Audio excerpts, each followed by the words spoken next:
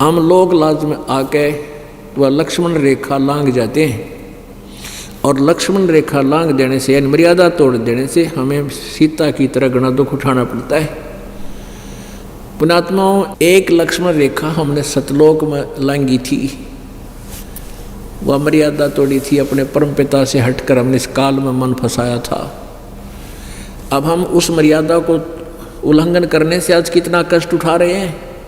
इस काल के इस नौलखा बाग में, 21 ब्रह्मांड में हमें कितनी यातना दी जा रही है। किसी का बेटा मर गया, किसी की बेटी मर गई, किसी का दामाद मर गया, किसी की टांग कट गई, किसी का हाथ टूट गया, कट गया है, ना जाने कितने प्रकार के कष्ट आपके ऊपर हैं। कोई कैंसर से पीड़ित है, कोई किसी प्रकार है।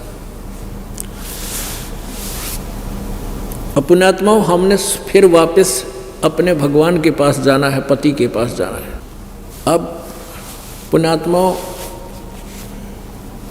हनुमान जी को श्री रामचंद्र जी ने, यानी वैसे तो 10 दिशा को खोज हो रही थी, हनुमान जी कुदरती पहुंच गए लंका में, और वहां जाकर देखा सीता जी मिल गई, पता लग गया कि सीता ये है। तो सारी वार्ता होगी।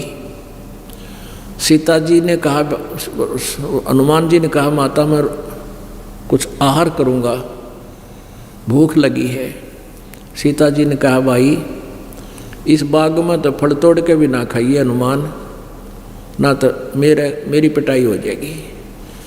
नीचे कोई पड़ा हो ना वृक्ष टूट के, वो खा लिए मेरा भाई। मुझे भी इतना ही आदेश है, मैं तोड़ के नहीं खा सकती यहाँ से।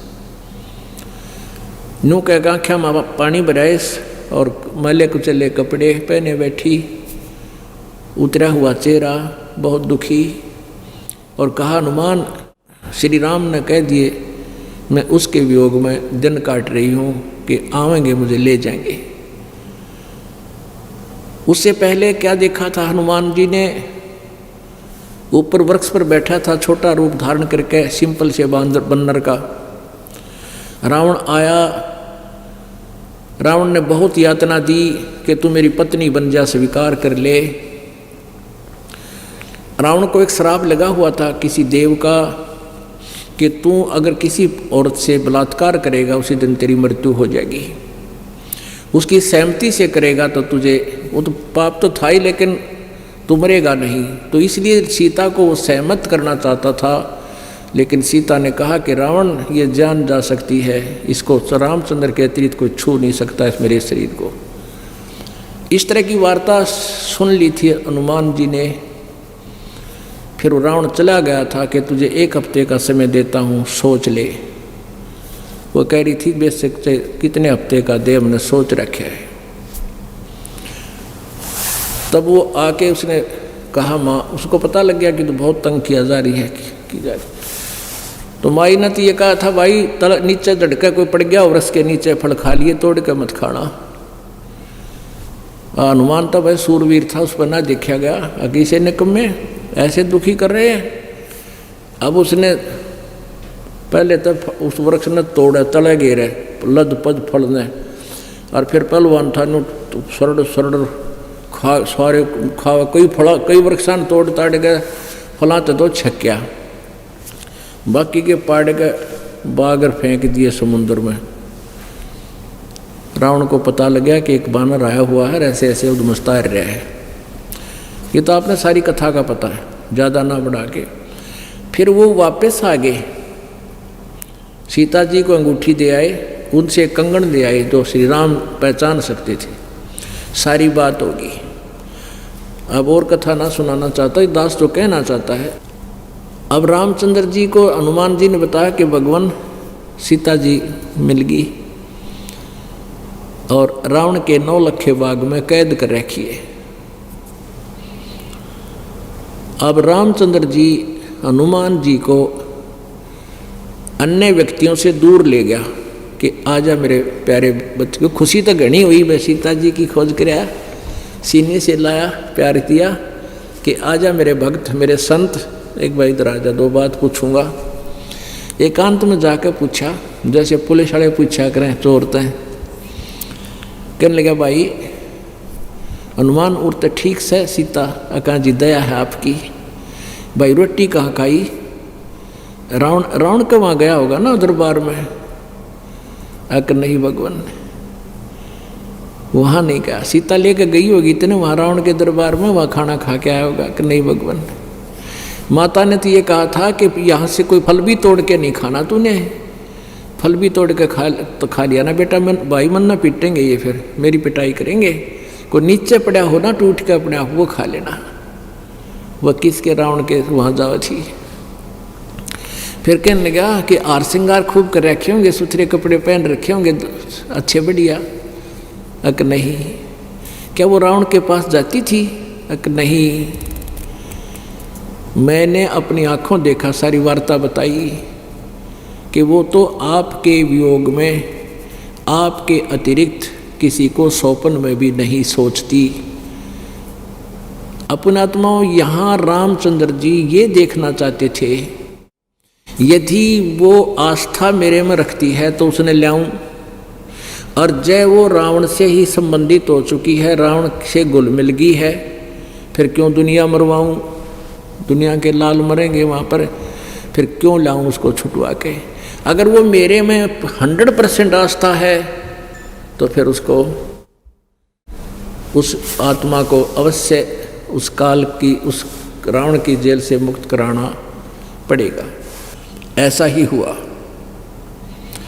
अपन आत्माओं, हम यहाँ उस काल के लोक में फंस गया के, और अभी तक हम तो अज्ञानता, मालिक को पता है कि हम अज्ञानता से इनको अपना मालिक मान बैठे थे। अब पता लग गया कि ये हमारे स्वामी नहीं हैं, यहाँ हमारा वो पति नहीं है, ये हमारा पति सतलोक में है, और वो हमें तभी ले जाएगा जब हम उसके अंदर सीता की तरह आस्था कर लेंगे। हम पति भर्ता पद से गिरे थे, हम पुनः उसी स्थिति में आ जाएंगे जैसे हम काल में आस्था इतनी कर ली थी इस ज्योति निरंजन में, हम अपने मालिक से भी विमुख हो गए थे, एक नहीं मानी उनकी। इतनी प्रबल इसमें आस्था थी, इतनी ही प्रबल आस्था अब हमारी उस परम पिता में हो जाएगी, तब वो हमें यहाँ से लेकर जाएगा। तब इस रावण के 9 लखे बाग से हमें रावण की कैद से, इस काल की कैद से छुटवाएगा, अन्यथा बात बने को नहीं। तो पुण्यात्माओं, परमात्मा कहते हैं, अभी आपने संतों की वाणी भी सुनी है कि जो पति बरता पति तैराती, आन पुरुष नहीं भावे, बसे पीहर में सुरत प्रीतम में, नो कोई ध्यान लगावे। कि हमारी आस्था इस तरह होनी चाहिए अपने परम पिता में, जैसे लड़की का विवाह हो जाता है, फिर वो अपने मायके जाती है, महीने 2 महीने अपने पति के साथ रह के, अब वो अपने घर पे अवश्य रहती है, किसी को पता नहीं वो के मन में रखती है, उसका एक पल भी ध्यान अपने पति से नहीं हटता, वो वहाँ की सारी सीनरी उसके सामने घूमती रहती है। जो पति भरता पति से राती, आन पुरुष नहीं भावे, पति भरता के मन में दूसरा पति नहीं सुहाया कर, दूसरा पुरुष नहीं सुहावेगा। सुहाने का मतलब ये नहीं है कि वो किसी का आदर सत्कार नहीं करती पति भरता, लेकिन पति रूप में उसके मन में भी नहीं आता ये कि और कोई पति बने, यानी और कोई पुरुष में ऐसी भावना नहीं बनती। यहाँ तो इसी प्रकार कहते हैं, जो पति भरता पति से राती, यानी पति से लीन है, संबंधित है, आसक्त है, और आन पुरुष नहीं भावे। आत्मा इतना स्वभाव, जैसे कोई बीमार हो जाता है और रोटी कोई खाना चाहता है, स्वभाव भावे कोई ना, उल्टी पड़न हो जाए, ऐसा स्वाभाविक आपका मन बनेगा। यानी इनकी यहाँ के भगवानों में as a god, as a अपना जो ना पूज्य देव नहीं आस्था बने, वो तो ये मालिक है यहाँ के, हमारा परिवार है। जैसे एक पति भरता लड़की पत्नी सह परिवार में रहती है, ज्वाइंट फैमिली में, जेठ है, जेठानी है, देवर है, देवरानी है, ननंद है, सास है और ससुर है, तो उन सबका यथोचित आदर सत्कार करती है, लेकिन जो वो पूज्य अपने पति को ही मानती है, अपने पति के स्थान पर उसका किसी में भी स्थान नहीं हो सकता, तो औरों का सत्कार करना भी कर्तव्य है। उनको यथा जैसे जेठ को बड़े भाई के तुल्य, देवर को छोटे भाई के तुल्य, जेठानी दुरानी को यथावत, सास ससुर को माता पिता के तुल्य, ननद को छोटी बड़ी को अपने हिसाब से, यानी सबका सत्कार प्यार से रहे।